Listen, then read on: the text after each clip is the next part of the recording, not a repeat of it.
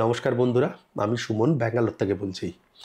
Thumbnail দেখে আপনারা হয়তো একটু চিন্তায় পড়ে গেছেন যে আমি রিসেশন আসছে কেন বলেছি। সেটা আমি ব্যাখ্যা করব যে কেন আমার মনে হচ্ছে রিসেশন বা খারাপ সময় আসতে চলেছে, এর এফেক্ট কী হতে পারে সেটা বলবো, কেন হচ্ছে সেটাও একটু বলবো, আর এই সময়ে আমাদের কি করা উচিত সেটাও জানাবো। এর আগে যে রিসেশনটা এসেছিলো 2008 সালে খুব বড়, তখন আমার সঙ্গে কি হয়েছিল সেটাও আমি জানাবো। ফলে এই ভিডিওটা একটু ধৈর্য ধরে দেখুন। এটা আমি কোনো রকম ভয় দেওয়ার জন্যে ভিডিওটা করছি না।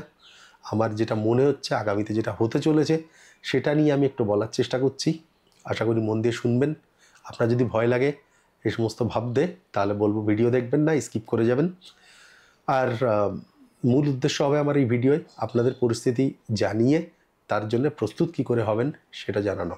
এটা ভ্রমণ ইন্ডিয়ার অন্যান্য ভিডিওগুলোর মতো না, একটু আলাদা রকমের ভিডিও, যেটা আমার মনে হচ্ছে হতে চলেছে। তো সেটাই আমি আপনাদের এখন এই ভিডিওতে জানাবো। তবে চলুন পুরো ডিটেলে এই ব্যাপারটাই জানার চেষ্টা করি।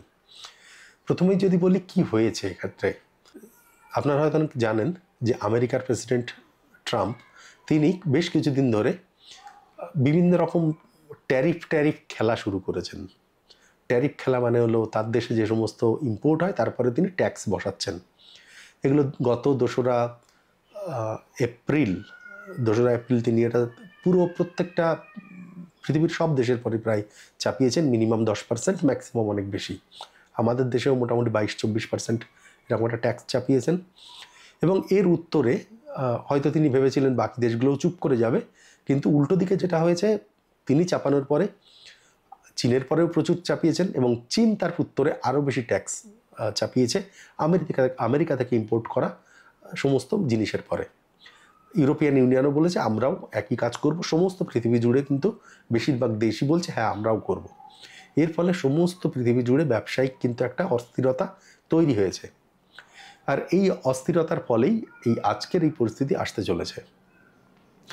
যদি দেখেন যে অর্থনৈতিক দিক থেকে আমেরিকার প্রায় $30 ট্রিলিয়ন ইকোনমি, আর যেখানটায় চীনের ঠিক তারপরে তাদের 20।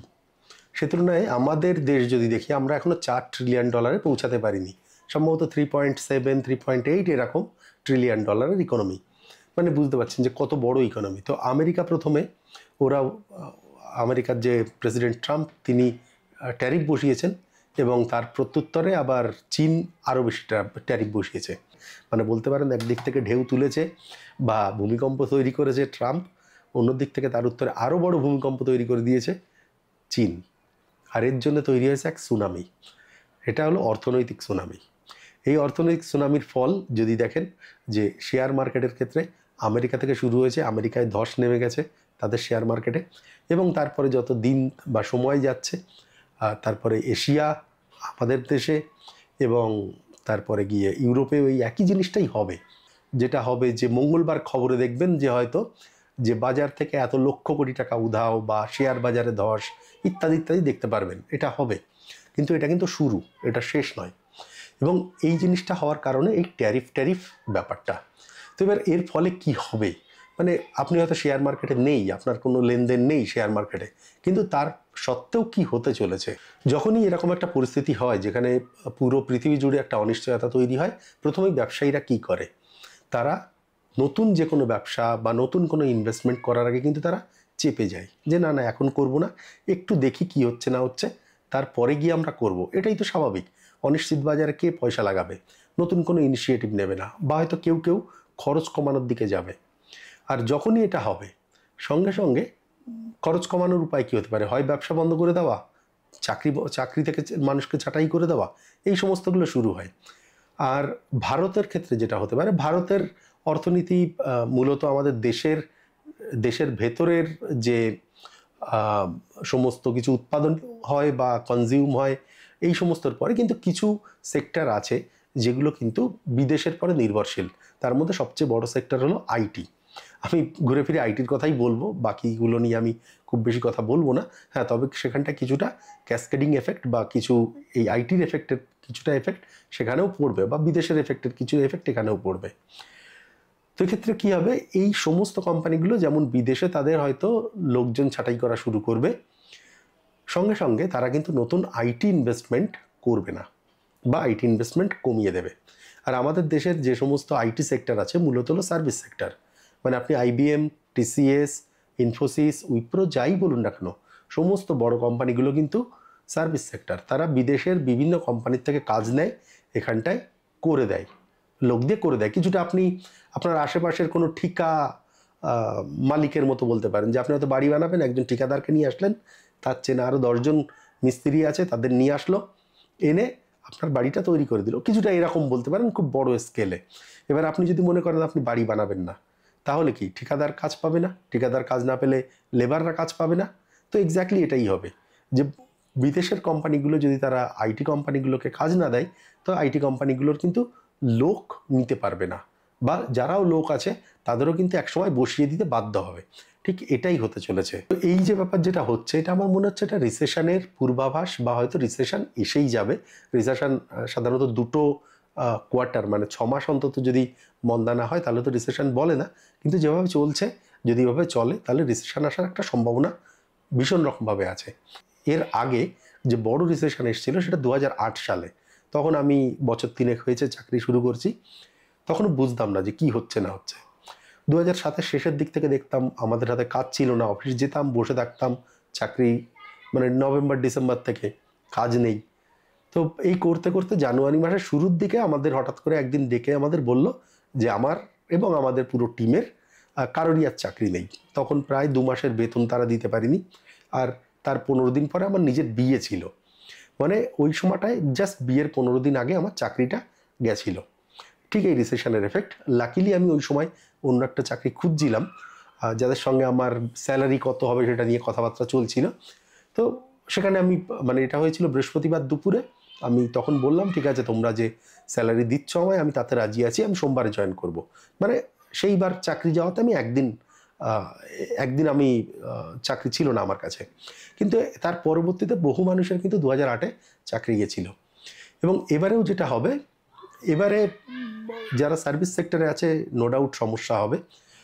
নতুন রিক্রুটমেন্ট, মানে এবারে যারা হয়তো 3rd ইয়ার বা 4th ইয়ার, মানে 2025 বা 26 সালে যারা পাস আউট হচ্ছে, তাদের কিন্তু রিক্রুটমেন্টে যারা ইঞ্জিনিয়ারিং করছে বা কিছু করছে, একটা বড় রকমের এফেক্ট আসবে।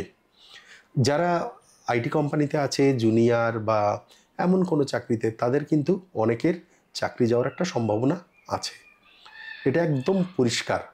মানে এটা আমি বলছি বলে হবে তা নয়, এটা যদি এভাবে মার্কেট চলতে থাকে, যদি এটা বিশ্ব যে বাণিজ্য অবস্থা, ট্যারিফ এই সমস্ত চলতে থাকে, এটা নিশ্চিত হতে চলেছে, এর থেকে কোনো উপায় নেই।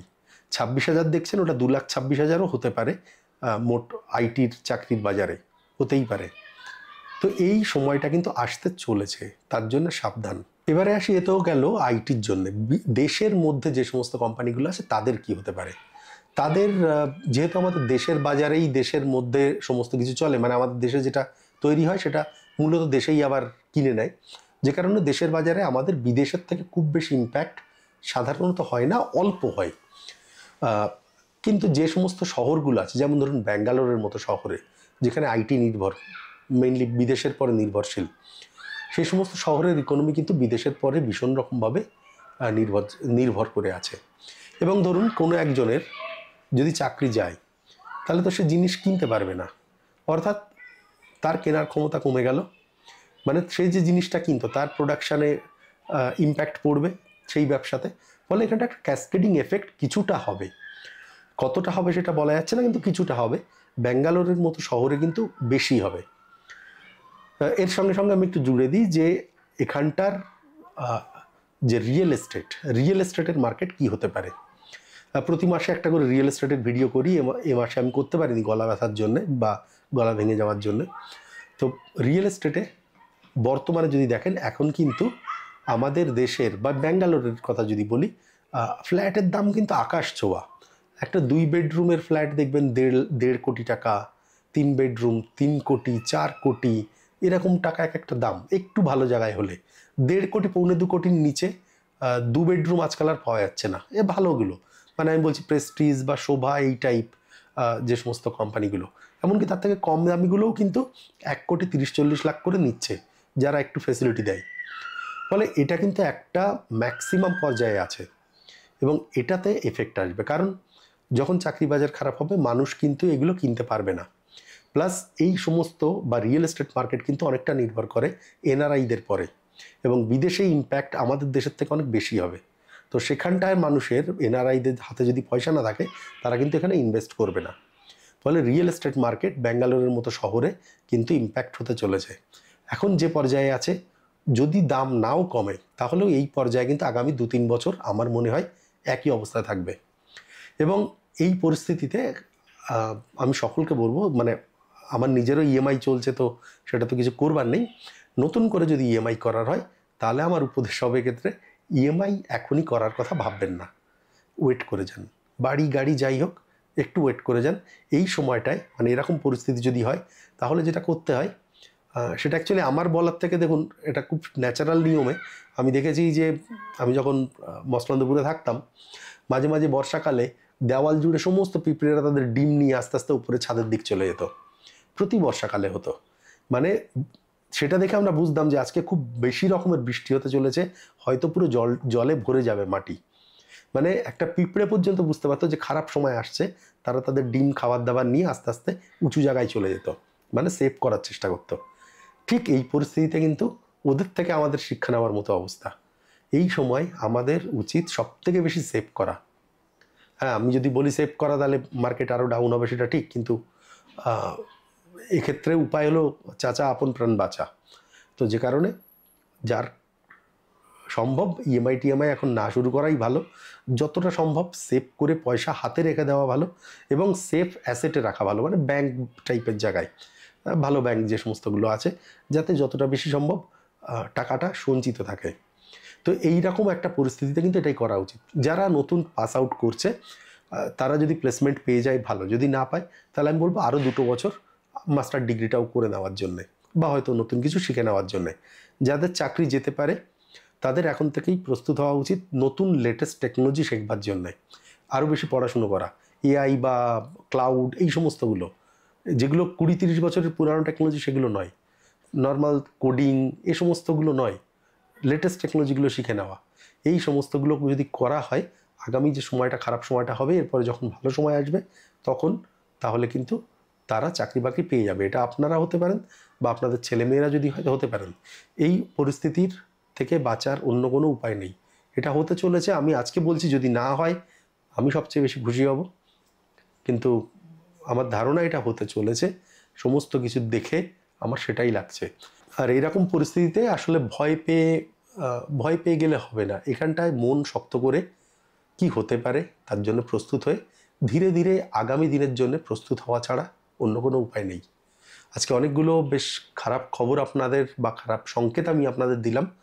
আসলে এটা ভয় পাওয়ানোর কোনো উদ্দেশ্য আমার ছিল না, বা ভয় পাওয়াতে আমি চাইছিও না। আমি শুধু সাবধান করতে চাইছি যাতে আপনারা এই খারাপ সময়টা ভালোভাবে ওভারকাম করে যেতে পারেন। এটা কবে থামবে বলা মুশকিল, হতে পারে 6 মাস, 3 মাস, 2 বছর, 1 বছর, যে কোনো কিছু হতে পারে। কত সময়ের জন্য সেটা বলা যাবে না। এটা ওয়ার্ল্ড লিডার যারা আছে, এই ট্রাম্প লেভেলের লোকজন, তারাই ঠিক করতে পারবে। আমাদের দেশের লিডাররাও এই সমস্ততে কিছু করতে পারবে না, কারণ বুঝতেই পাচ্ছেন 30 ট্রিলিয়ন ইকোনমি, 20 ট্রিলিয়ন ইকোনমি, আমরা সেখানটায় 3.5 ট্রিলিয়ন ইকোনমি বলতে পারেন। তো আমরা কিছুই না এদের সামনে। ফলে কিছু করবার নেই, মন শক্ত করে কঠিন সময়ের জন্য তৈরি হওয়া শুরু করতে হবে। নমস্কার। যদি কোনো প্রশ্ন থাকে কমেন্টে জানাবেন। ভালো থাকার চেষ্টা করবেন, আর মন শক্ত করে কঠিন সময়ের জন্য তৈরি হওয়ার চেষ্টা করুন। ধন্যবাদ।